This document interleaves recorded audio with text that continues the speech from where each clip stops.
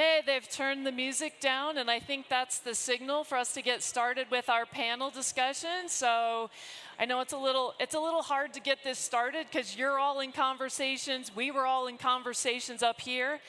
I think that's a great lead-in to our topic, and our topic is about relationship. It's about strong partnerships, and it's about building trust. I'm really excited about the panel we have. I'm going to talk for just a minute and kind of give you a lead-in to this panel, and I'll pull them into the introductions as I go here. So again, strong partnerships and building trust. We've had a lot of discussions this morning and yesterday about quality of life and communities and partnerships and thinking about people. So we're going to try to tie all those together here in this discussion. So big lift for everybody, because we're not used to talking about all those things among this group. No, I'm just kidding. So I want to start with 3 years ago, our legislature asked us, I guess I should introduce myself. It was a little confusing about what was going to happen with introductions here. I'm Terry Newell. I'm Deputy Director for the Utah DOT. I am responsible for planning and investment, which means everything basically in the gray areas of the future up through funding projects and taking them through environmental.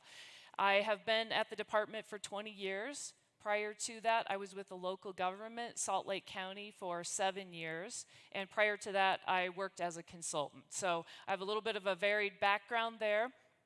But now back to our topic. 3 years ago, our legislature asked us to develop statewide strategic initiatives across all modes of transportation. Now that's a mouthful, and I've got that statement, emblazoned on my brain because it took us a while to try to figure out how we were, as a DOT, were going to do this. So we did it with our partners. We brought 25 different representatives of groups and agencies together related to transportation to have discussions. The legislature said, do it based on plans we already have. We have all kinds of plans we've all been doing for years, so be respectful of those plans as you do this work. And we thought, okay, this is going to be easy. We're just going to look at all the goals from these 20 different plans, and we're going to try to figure out what's most important to us.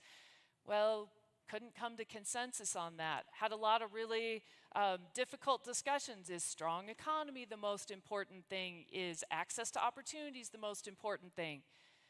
At one point, somebody in the conversation said, do you guys realize that people perceive the quality of life is going down in Utah?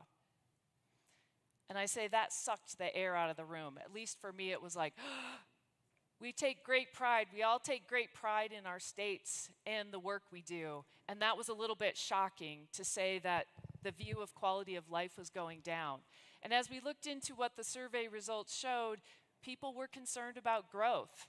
As Natalie Gochner mentioned yesterday, we're the fastest growing state in the nation. That comes with opportunities, but I'll also say it does come with some challenges. And so we need to be aware of that.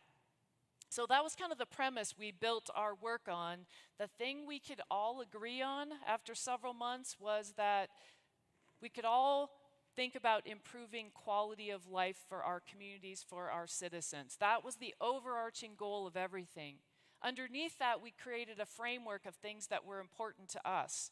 And we had strong economy. We had better mobility. We had good health. We talked about health this morning. Health, what you do in your everyday life. We also put safety into that category because as DOTs, safety is very important to us. And then connecting communities was another important piece of that. So now we had this framework, and then we spent the next couple of years developing a project prioritization process that would reflect what we wanted to make our community stronger to improve that quality of life. We developed that prioritization, again, with our partners. I'll use that word over and over, but when you develop something with your partners, it has meaning to it. So now let me start by introducing the panel. First, I'll say the first thing that we want to think about with quality of life is we have to talk to the people. We've heard that this morning as well.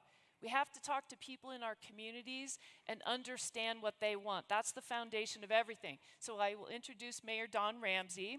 She is the first woman mayor in South Jordan. And I'm going to go, just spoiler alert, I'm going off script a little bit. I may not read your bio exactly as you sent it to me.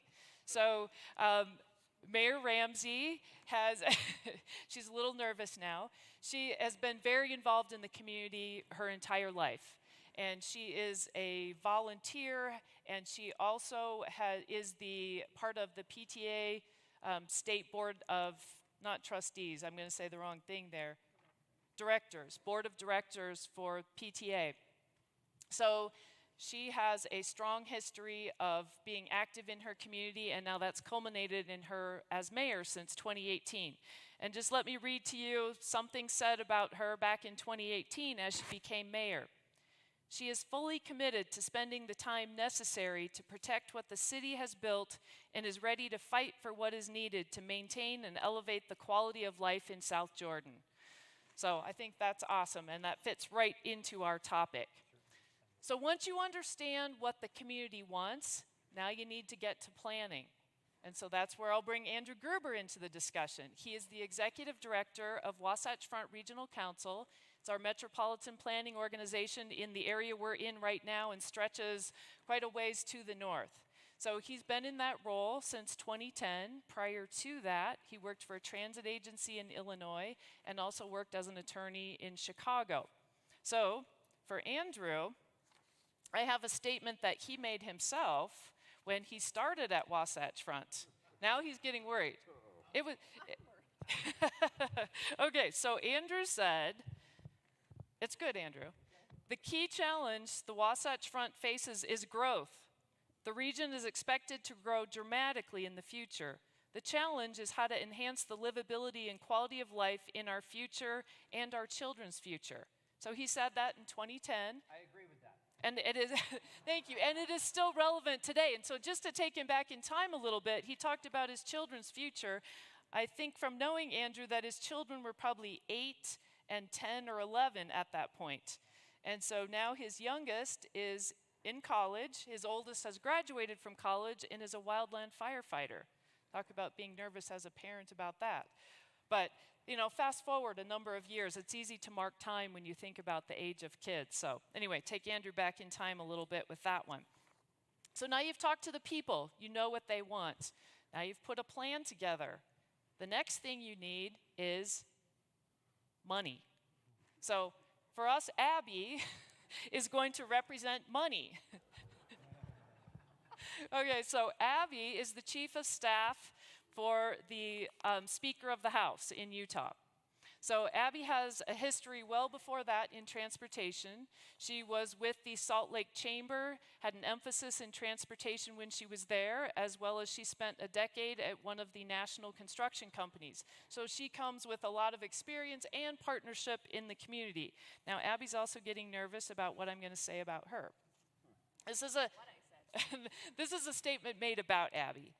Abby has been instrumental in building the Chamber's influence throughout the state by championing, I knew I was going to not be able to say that word, smart transportation investments, education and workforce development, housing affordability, regulation reform, tax modernization, collaborative land use, and economic development decisions. She has a deep understanding of the long-term needs of our state. So you can see why she fits well into our panel.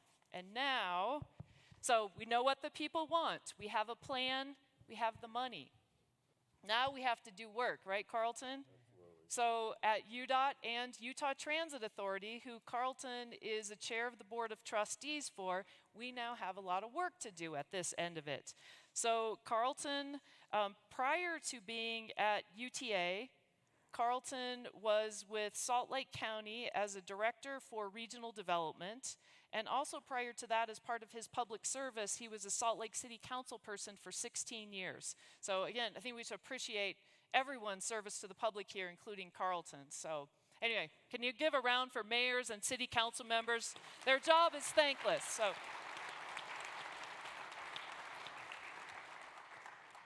Okay, Carlton, this is a quote from you. Okay, it says, this was from 2014. So we have a history of using all of these great words and talking quality of life. But Carlton said, I've learned that finding solutions is about honest relationships of trust and respect. Understanding the other viewpoint helps you see solutions that include compromises so both sides feel successful. And I think that's a great summary of where we want to go with this conversation. And you said that 7 years ago. And I think that still holds true for where we're at right now. So now let me tie the story together for you a little bit. We talked about having a vision, that quality of life vision. We set a prioritization process for our projects based on that. And in the last year, we programmed with our Transportation Commission $4 billion worth of roadway projects. But on top of that, our legislature, based on the partnerships we have, the trust for our long-range planning, the trust for the work our departments have done, and all the relationships we have, they also put an additional $700 million in cash towards roadways. And the amazing thing about it, every one of those projects that they chose was from the first phase of our long-range plan. And I think that represents a trust in our planning process and a trust in our agencies. In addition to that, multimodal, $35 million for active transportation, and we were in the $300 million plus range for transit. So now we all have a lot of work to do. We've all worked together to get to this point, and it's a great point to be at. So I know that all of you guys work with partnerships and relationships, but now we're going to show you actively in our conversation how we do that. I want you to think about one thing. The furniture we're sitting in up here. This is actually from Carlos's office and Lisa's office and my office. I think one important thing is when you're doing a negotiation, you do it across a table. We don't have a table up here. I think when you're trying to build relationships, you need to make people comfortable. You guys can decide whether these chairs are actually comfortable, but anyway, we want to have people be comfortable to build those relationships. So everybody's going to sit back and get comfortable now. So with that, I'm going to sit down and I'm going to engage the panel and start asking them some questions. And I forgot to grab my phone and bring it up here, so I'm going to look over there and see if Eileen will give me like some timing stuff so I know how long we're lasting here. She usually does that for me, so if you wouldn't mind, Eileen. Thank you. Okay, so since growth is such a big issue in our state, this is kind of the speed round. If you guys would very quickly, we'll start. Oh, yeah, go. See, I told you I was going to go slightly off script to make this interesting. So just very quickly, Abby, what do you think is one of your biggest concerns you have about the fast growth we're seeing? Oh, goodness. So we're about 90 miles of 90% of our population in the state of Utah. So from Ogden to Provo is 90% of our population, and then off the Wasatch Front that you're in right now is the remaining 10%, but it's 90% of our land. That scares me. Rural Utah and the lack of future planning and what we do with the people and the planning of rural Utah, industry, university, education, all of that combined is a really big emphasis of the legislature and something that we need to tackle because it's a really important part of our economy and of Utah. Okay, Carlton. I think the thing that causes me a little bit of pause is it's one of the fastest growing states in the nation. Whether or not we'll be up to the task of meeting the demand that's going to be placed on us in the next 10 years. And it keeps me awake a little bit at night, wondering if we can hit the mark. Hey, Mayor Ramsey. Well, not only is South Jordan part of the fastest growing state in the nation, but we are the 10th fastest growing city in America. And that gives me pause on occasion as I sit back and a lot of people want to move to this state. A lot of people want to move to our city, but we also have a lot of children and grandchildren that are growing up that need somewhere to live, and the growth is going to happen. I think the thing that gives me the greatest concern is making sure that our planning is very collaborative, that we all work incredibly well together to make sure that we get this right, because I think if we want to maintain quality of life that we love here in our communities and in our state, we have to really work hard the next 3 to 5 years to make sure that our planning is going to help maintain that as the state continues to grow. Just building on that, my hope and concern is that we take a balanced approach to investment in Utah in the 3 to 5 to 10 to 20 years ahead of us. Terry was talking about the remarkable investments that we've made in Utah's transportation infrastructure, and that's fantastic. But as the fastest growing state in the nation, and I'm mindful that I'm speaking to a room full of DOT professionals, we cannot address our transportation challenges just by investing in more roadway capacity, right, Carlos? We have to invest also in transit and active transportation. And even though you're all transportation professionals, perhaps the biggest lever to addressing transportation challenges is land use. How are we doing our housing development? Where are our jobs being created? So thinking broadly about the relationship between all those modes and the relationship with land use, that to me is the opportunity and the concern that I have as we look ahead. Okay. And I think maybe you guys started to touch on it, but does anyone add what you feel like you're currently doing to address that growth? I mean, we talked about what some of the issues are. Does anybody want to jump in and talk about what you think we're doing going forward to address it? I'll at least handle it from the transit side. Despite having some solid plans about what was needed, not a lot of projects were moved along in the process. And so in the last couple of years, as we've done some reform and reorganization at UTA, we've also moved along a lot of projects because we know that it takes a lot of time. And to be frank, we're doing a little bit of catch up to UDOT and to the demands that are there. But as we look at it, we're trying to think of how do you do transit in the right way for this next century and how people will want to use it. And that combination of that makes it a real challenge. Well, and I have to say, you know, as Andrew said, as DOTs, sometimes we think only about the roadway system, but I think we are trying to with our, I mean, let's keep saying partnerships, but we do have strong partnerships here and we support each other. And I think maybe that shows up when it comes to the legislature and them understanding how we work. We all support each other and try to make sure that we have all modes covered as part of what we all support. If I may, one of the things that I think that we're doing is that we've come together as local leaders of cities and as counties, as the Transit Authority and the Department of Transportation come together to create what we affectionately refer to as the Wasatch Choice Vision. And by working together, we have legislators who are part of the Wasatch Front Regional Council. With this, we have come together and based on needs and based on analysis, based on data, based on community input and what people want to see for their communities, what's best for the state, how do we address these things, we have come up with a unified plan, a Wasatch Choice Vision plan.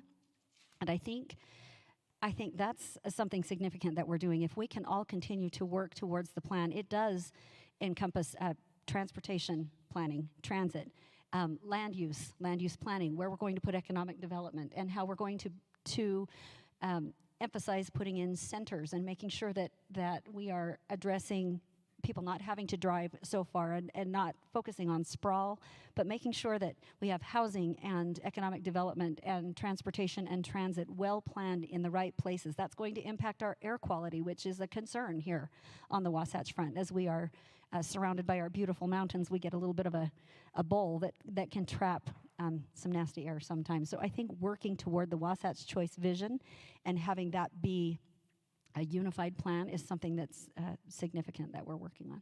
Okay, great. I think I'm going to move on to our next question, and I think I'm going to go to Andrew on that one because I know he wants to follow up on the unified plan. He didn't steal the microphone from you, Mayor, but I know he wants to follow up on that one. So the next question is, let's talk about examples of partnerships and collaboration to meet the needs that we see for all of our users in the state. Okay, so Terry just tossed me a softball to talk about our Utah's Unified Transportation Plan. Thank you, Terry. I do just want to say first, even though that we've all emphasized transportation choices, I just want to take a moment to brag on UDOT. They won't do it, so I will. I think UDOT is the most effective, most innovative DOT in the nation, okay? Well, I'm not getting applause from, look, the other people, the other states from WASHTO are like looking at me a little sour right now. But they do an amazing job with building new capacity, but at the same time also innovating in the design of the roadways and the operation and maintenance of the roadways to get the maximum value out of the system that we have. And so that's critical as we look ahead to the future. And UDOT, nice work. But it's not just, as we said, it's not just about roadways alone. And UDOT recognizes that with the growth that we have coming, we can't possibly build enough roadway capacity to absorb the demand for travel that we have in the future. So what we have done over the years is all of us work together to develop what we call Utah's Unified Transportation Plan. Now, this is one comprehensive plan for the entire state. And Terry, we're here to talk about partnerships. So it's UDOT, UTA, the other transit agencies, the metropolitan planning organizations in the state, the cities, the counties, the business community, community organizations, all coming together to develop this unified plan, which comprehensively looks at all the modes of transportation: state roads, local roads, transit, and active transportation. As Mayor Ramsey noted, it considers the development patterns that are at play in our community and the growth that we have coming. It looks at not just capacity for new transportation demand, but also, as you all know, incredibly importantly, operation, maintenance, and preservation of the existing system. Now, technically, we're all required in our regions to develop our long-range regional transportation plans. The unified plan goes a step beyond that, right? So that, because as people are traveling around, if they cross one municipal boundary to another, one planning jurisdiction to another, they may not even know that. We have to work together to provide a holistic system that works for all of Utah's residents, businesses, and visitors, and our residents. So it is comprehensive, this unified plan. It looks at shared planning horizon, time horizons, financial assumptions, data, modeling. So it integrates and goals that draw from the vision that Terry mentioned. And the thing that has been so great about having this unified transportation plan, which for the US DOT folks in the audience, you've cited it as a regional model of cooperation. Thank you very much, and as a best practice nationally. What the plan does is that it creates a sense of transparency and fairness in decision making, because the public is involved, the local governments are involved, all the transportation agencies are involved, and so they know what the plan is.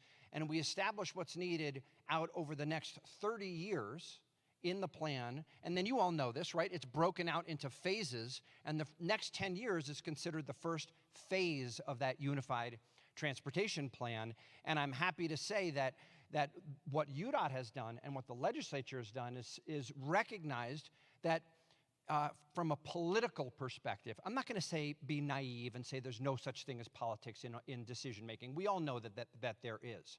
But for the most part, what happens is that even the politicians, they don't ask the question of what needs to be built, what investments need to be made. Because the unified plan and the trust and the partnership we have allows them to have confidence in the what. Their question then becomes how. How do we invest in this? How do we accomplish what the Unified Transportation Plan has laid out? So, Terry, I've gone on for a little while, but it's an exemplar, I think, of the point that you're getting at here, the partnerships between all of us, and then the trust then that the community and decision makers have in that process. Great, thank you. And I saw Abby reach for the mic. Did you want to add to that? He said it. He said it already? Takes the politics out of it. It really does, though. I mean, when we're sitting in the room deciding what is going to get funded and what areas of government will get funded, there's no question what needs to get funded on a transportation scale. It's right in front of us. The plan is laid out. It really does eliminate most of the politics. When we're looking, last year we had a surplus like many states did, and we said, okay, let's put it into transportation. There was really no debate over what projects. We just went down the list. And really, in that case, most everybody in the state got a piece of that pie because it was all evaluated, all gone through this process. And I just, 10 years ago, I guess it's been 11 now, this is when it really started, because We got investment from the state on a sales tax investment. We got a gas tax a couple years later. I mean, there's just a history in this state of investing because the plan has already been laid out. Great, thank you. Does anybody else want to, Mayor or Carlton, do you want to add anything? Examples of partnership and collaboration? Well, from my local government days, years ago, as we were as UTA, long before I was part of it, but as a council member in Salt Lake City, we're looking at extending light rail up to the University of Utah.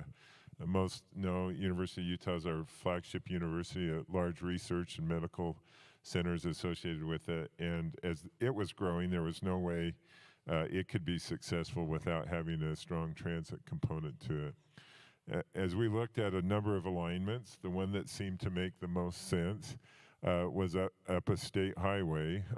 We call it 400 South here in Utah, and there was a lot of discussion about car movement and whether it was compatible to have both in the corridor. Unfortunately, it had recently redeveloped and it had a lot of strip mall retail in it, and so it didn't seem like a natural transit corridor. But as the years have progressed and as retail has transitioned and as growth has happened along that corridor, if you drive it today or ride it on transit, there's a lot of transit-oriented development happening along a state corridor. And furthermore, the university's done some studies, and traffic along that corridor, despite the demand being increased, has either stayed the same or is a little less than when we actually built the transit corridor. So that partnership of working together, finding a good place for both to coexist, not only has strengthened the community, but really has improved that corridor. And as you look at it, literally as a skyline, it's evolving daily, and it's a great example of how we can work together on these projects. That's great. And it looks like the mayor also has something she wants I to do. say. I could go on for the next half hour and take the rest of the time talking about some You of know the that I have a partnerships. Tootsie Pop rule here. I've talked to Carlton and Andrew about this. If you go on too long, I pull out the Tootsie Pop as the signal. That's what I used Yes. to do with my kids. If I needed some quiet, give them a Tootsie Pop. So Right. just be Yeah. warned. Well, I promise. well, the good news is I'm going to be very selective, but really there's so much I could share about these successful partnerships. I'm going to give just a quick one really quick, a partnership with the transit that we have. We appreciate, so as our city and as our southwest portion of Salt Lake County grows, I think faster than even any of the projected plans ever anticipated we would. We've been a little bit behind on our transit. I mean, we just haven't had as much transit as the places that have already been built out in the rest of Salt Lake County. And I appreciate so much UDOT really evaluating what is the most effective way to add additional transit to these fast-growing areas. And it wasn't necessarily adding more bus lines. And so they did a micro pilot project, a micro transit pilot project, and really it's on-demand transit. And it's been very successful, but it's a way of thinking outside the box. In fact, it's not a pilot project anymore. It's an official mode of transportation that the UTA offers, and that residents in our area, if they don't live near a bus route that's going to get them where they're going, they can call up on demand, and it's the same price, and it can even drive them to the track station or to the front runner station, and then they don't have to pay additional to get on that next mode of transit. Anyway, that's been incredibly successful, and it's something that we really appreciate in our part of the valley is the willingness to look outside the box and to still meet the needs that we have transit-wise, but to do it in a cost-effective way that also is really meeting the needs of the people where we live. Secondly, if I can just give shout-out, I told Representative Lowry Snow, who is a member of the House here in the state of Utah, and he chairs the Point of the Mountain State Land Authority, which is a project of about 700 acres. When our state prison is moved, the state owns 700 acres of very prime real estate along I-15.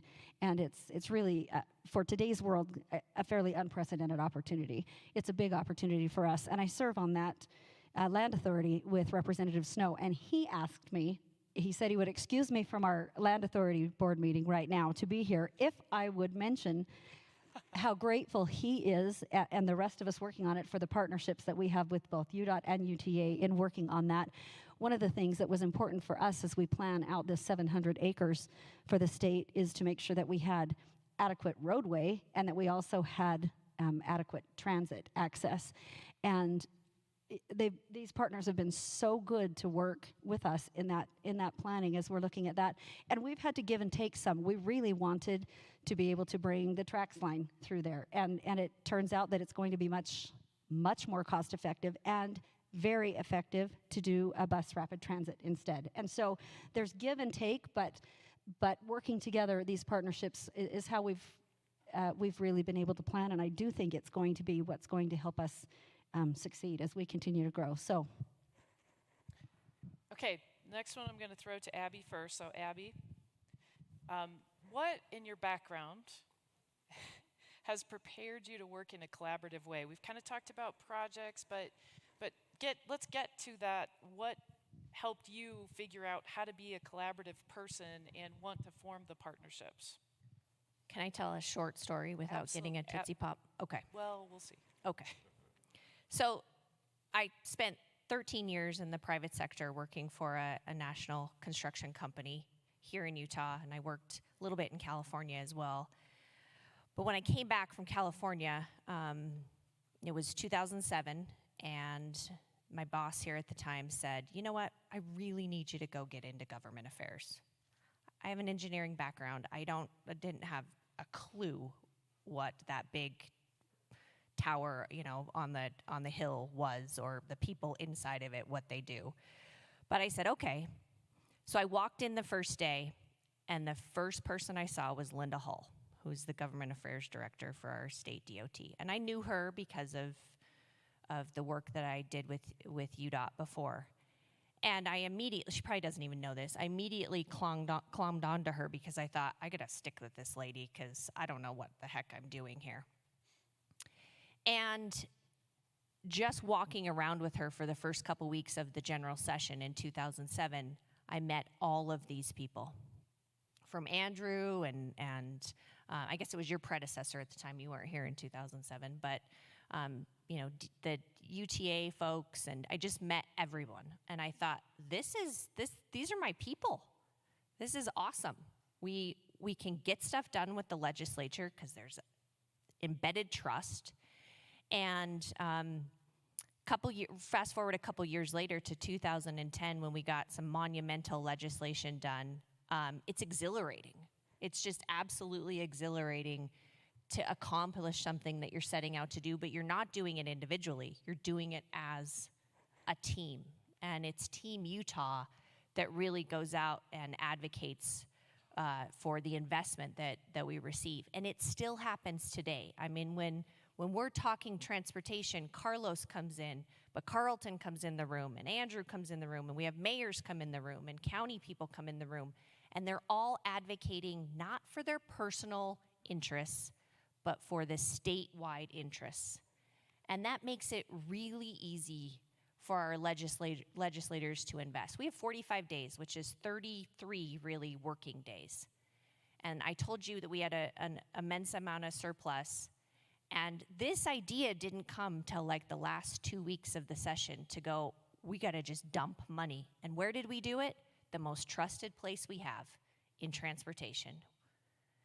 And I think that's really tells the story of just the business community coming together, public sector coming together to build something and build the future for the state of Utah. Awesome. Does anybody want to follow that? Carlton looks like he was reaching for the mic there. We absolutely do have to work together. When I first came into office in 1998, population in downtown Salt Lake City was actually diminishing. And as I look out the window of my office at the Utah Transit Authority, the most telling thing for me is there's the whole western side of the city that wasn't there when I came to office. And It came as a partnership. UDOT was rebuilding I-15, and through a number of discussions, they agreed to shorten viaducts as they rebuilt the freeway and looked for opportunities to, other than just replace. There was efforts with the local business community as we expanded and extended the city. And then today I watch projects, just driving to the hardware store, Home Depot, or on the tracks train, housing projects popping up left and right that 20 some odd years ago we would have had to incentivize to have happen in the downtown Salt Lake. And to such an extent that half the building permits issued in Salt Lake County over the last few years have been in downtown Salt Lake. And that partnership of having the community come together, having UDOT being willing to work with us and understanding an urban fabric, having transit being an important part of the fact that you don't need a humongous parking garage and could have less than a stall per unit. Those kinds of things have allowed us, as we look to quality of growth and even integrating into our outlying communities, you see that pattern not only in Salt Lake City, but continuing all along those transit corridors.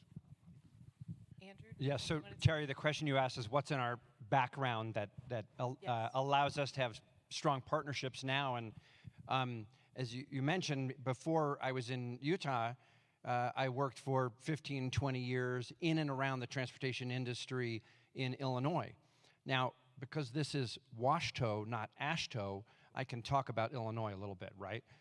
So there, unlike here, and I'm oversimplifying a little bit, okay? But there is competition among the modes. I mean, there's competition even among the subcomponents of within a mode. I mean, the transit industry, commuter rail fights against heavy rail. The transit industry fights against the roadway industry and IDOT. And there is intense competition. And candidly, and again, I'm being overly simplistic in describing this right now. But there is not as much of a spirit of all of us in it together to try to accomplish what the public needs. There is more of a spirit of focusing on, at least this was my experience back then, okay? There's more of a focus on getting what we need for our mode or for our agency. And as I think you've heard from all of the panelists here today, that's not the approach that we take in Utah. I want UDOT to be highly successful. I regard that as part of my job to help UDOT be successful, and UTA to be successful, and the cities and counties to be successful. And that's what all of us do, is that we work together in that spirit of collaboration. And, we didn't make this happen. This is sometimes referred to as Utah's secret sauce of all working together. Someone finally said it. Okay, thank you. The secret sauce of collaboration. Our motto is the beehive motto. Our symbol is the beehive because we're working together for the betterment of all of Utah. And that collaborative spirit is in contrast to some other places. Okay, awesome. Okay, now we've talked a lot about the partnerships we have, and we are very lucky to work in an atmosphere. The culture in this state encourages and supports that collaboration. I feel very lucky to work in this atmosphere, but let's talk about what advice you have for others out there if they're not working in that atmosphere. What kind of advice do you have to give them so that they maybe can take some action when they go back home to start to forge these partnerships? So, advice. Carlton has raised his hand. I'll start that off. And really, when I took public office, I was 31, and on that first meeting, we had a controversial issue, and before the vote, there was like a line of police officers, and the crowd was yelling at us. And I thought to myself, oh, this is going to be a very long 4 years, and to work through this subject. And I thought, what did I just sign myself up to do? What I've learned time and time again through that is that where I've been successful is when I've understood what the other party wants to accomplish. And I could go through example after example of how we've done that, but it's often pushed me beyond my comfort zone a little bit to understand and to make that successful. But what I've gotten in reverse to that is that whenever I've been in a pickle or when I've been in an awkward spot, others who would not be your sort of typical advocates have stepped up in that discussion. And so it's long after just that one conversation, it's an ongoing process of being not only civil with one another and working through those issues and being able to be honest with one another. Andrew and I can have a conversation and, we'll let each other know what our disagreements are, but it's not personal and it's not something that's, and we need a lot more of that today. I mean, I think we all would agree a lot more could be accomplished if we're just willing to understand what the other side needs out of the conversation. Great, thank you. Anybody else with a piece of advice? Maeve? I have one, if I may. I think it would be to not be so steeped in tradition and the traditional way we do things, to maybe be open to the idea of something different. Because, the world is changing. The way we do things are changing. We know the way people work and the way people shop, and it's changing. And it could end up changing our traffic patterns. It could end up changing, our needs. But I think it's very important, of course, to have protocols for how we do things. And we've done things the way we do them for a long time, whether we're cities or whether we're departments of transportation or whatever our role is. That being said, if I can share just a really quick example, we had a significant interchange to be done on a highway in our community that runs through our community, and we had a strong preference for how we wanted that to happen, and rather than having the highway go up and over, we really, really wanted it to go under the road that was crossing through it. And that's not how the interchanges on this highway had been built, with the exception of one, and that was the other one in our city, one of two other ones in our city. Anyway, I appreciate that there was a way to do it, and the Department of Transportation had a plan for how to do it and had a way to do it, but these weren't just cosmetic concerns. We had some what we felt were valid, really valid reasons why, as a community, we wanted to have it go under. And we had some ongoing conversations with the Department of Transportation, and were told no a few times. We didn't persist to be annoying. We persisted a little bit to share some information and to say, this really is important. It's not cosmetic. It's not, this is important, and these are the reasons why it was important. And I appreciate so much that people were willing to see outside of, but this is how we're doing all the other interchanges, and to go, okay, you're right. That actually is valid. That is valid. However, we have to treat every project the same. There needs to be equal. We can't favor one community over any other or one project over another, and there's X amount of money for it, so that's going to cost slightly more, a few $1 million more. You'll be responsible for the difference. And we set to work seeking out grants and opportunities everywhere we could to come up with the difference, and we did. And I appreciate that we were able to say we have the money, and that the Department of Transportation said, then let's do it. Let's make it happen. It really, really is the right thing for our community, and it's because we were willing to look at that something different might actually be right. And so that would be my advice, just to be willing to be a little bit flexible and to try to understand what each other wants. And of course, I'm representing cities, and you might hate working with cities. I don't know what your story is. Cities it's hard to represent cities sometimes. So it does depend on the topic. It does depend on the topic, but I have the privilege of representing all the cities in the state of Utah at the moment. And so there's, it's not always easy. So, I get it if you're going, yeah, okay, cities, but you're whining about this or that or whatever. And that can happen. I get that. But I just think trying to understand where we're each coming from and being willing to be a little bit flexible, if it really is valid and seems appropriate to be so, that would be my advice. Great. And I was so engaged in your story, I forgot who hasn't given advice. So Andrew and Abby. Okay. Okay, so I don't know that I'm necessarily qualified to give advice, but I'll just briefly share something with you that has become I'll call it a personal philosophy, and it's something that I actually heard at a conference. Is Stephanie in the room? Where's Stephanie Pollock? Is she in the room? Oh, she's not in the room. Okay, I'll have to tell her this later. I heard Stephanie say at a conference one time that the path to progress is relentless incrementalism. Relentless incrementalism, which to me, I mean, it grabbed me right away, because sometimes we think if we're going to make change or if we're going to make progress, we have to do it all in one fell swoop. But really, I think if you think about it, the way that positive progress gets made is step by step, year after year, working together on common goals. And so again, I don't know if that's advice, but trying to have a vision in mind and then taking step after step, brick after brick, building towards that vision. And then you look back over a few years and you think, my gosh, we've really accomplished something together, haven't we? So that's my thought. Abby doesn't want to follow you after that. That's really but good. She's going to anyway, and it's going to be fabulous. It's Stephanie's point, so to give her, if you like it, tell her.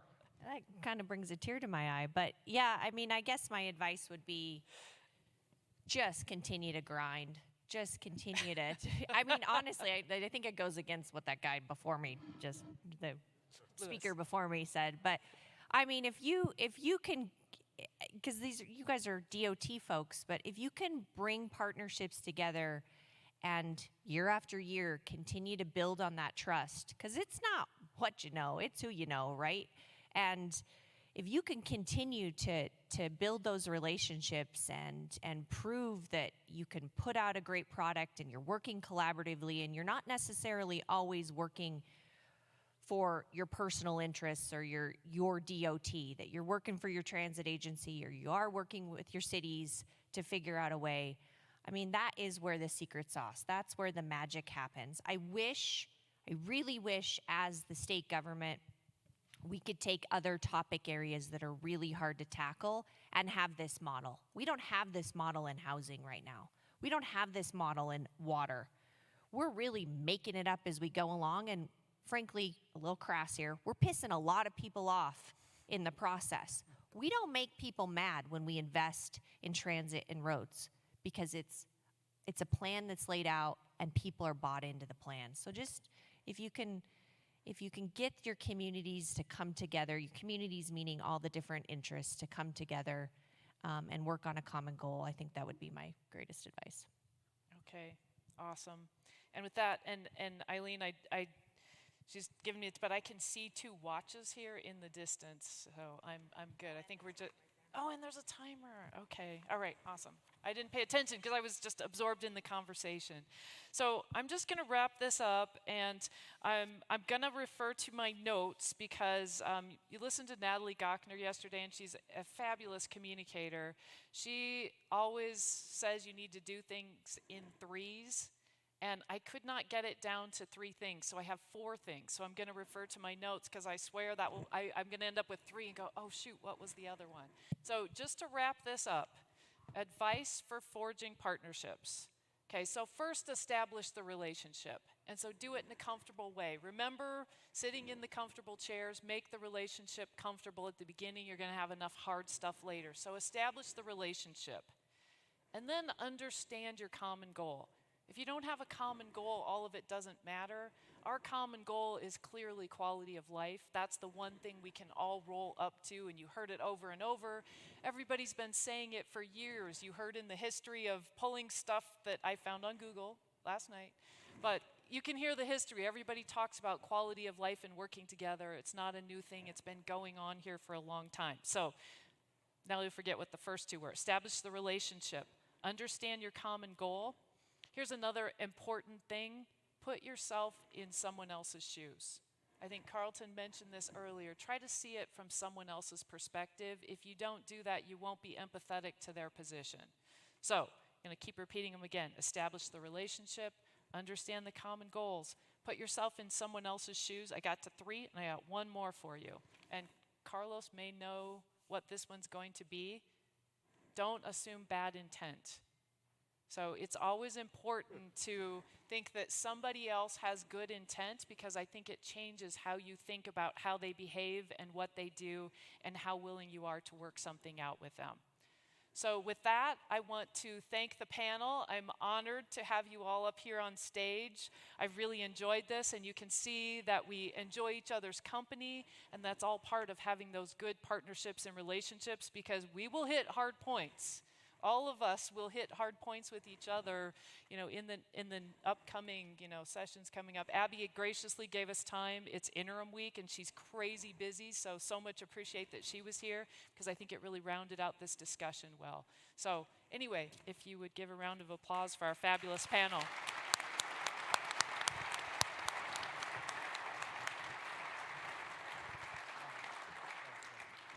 And Carlos, are there logistics? Everybody's on break. Good enough?